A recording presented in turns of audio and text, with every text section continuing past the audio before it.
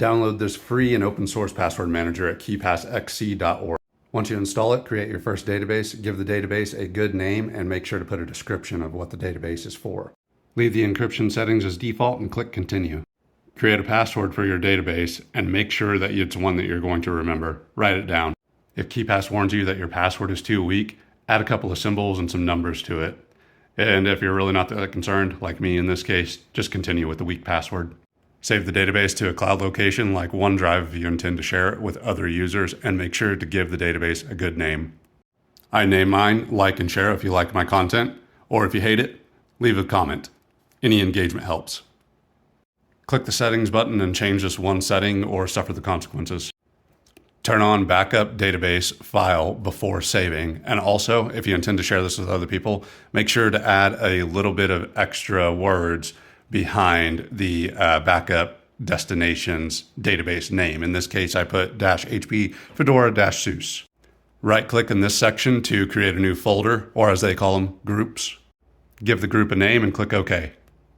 Click a group to open it, and then in this section, either press the plus icon at the top, right click, or press Control-N to create a new password entry. Literally every field is optional. You can leave everything blank and create a completely blank entry. But in this case, give it a good title, put the username in. You can create tags by just typing in some words in the tags line and then using a comma to separate them. Add notes. So for example, if you have somebody's cell phone tied to that user account, make sure to note whose phone number is tied to that user account. And whenever you're ready to create a password, either type it in manually or press the dice icon in the password field to create a random one. You have two options. You can create a truly random password, or you can create a passphrase, which uses a large word dictionary in order to come up with a random string of words. Make sure that you use a word separator that has a symbol and at least one number inside of it.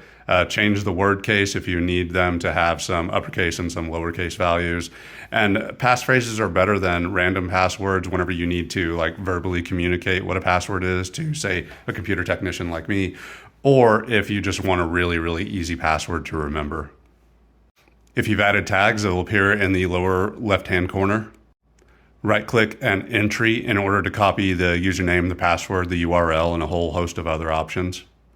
If you just want a quick look at the password, down at the bottom, you see the little eye icon next to the word password. Click that and it will show you the password. If you set the expiration date on the password, KeePass will remind you whenever you're about to have a password that is going to expire. Before you update an entry's password, clone it. Change the password of the original and then delete the clone. It will go to the recycling bin, so you'll always have the old password handy. The type of database that we use to store our passwords in is called KeePass. The app that I just showed you is KeePassXC. There are about 20 other applications out there that work with KeePass databases. On Android, there is KeePass DX. You can also get apps that are for your iPhone, your iOS, and then there are some other ones that are Mac specific. The benefit of using KeePassXC desktop application is that it works on Linux, Windows, and Mac operating system. If you have any questions, be sure to leave a comment. I'm always willing to talk tech, and follow me on any of the other social media platforms that I'm on.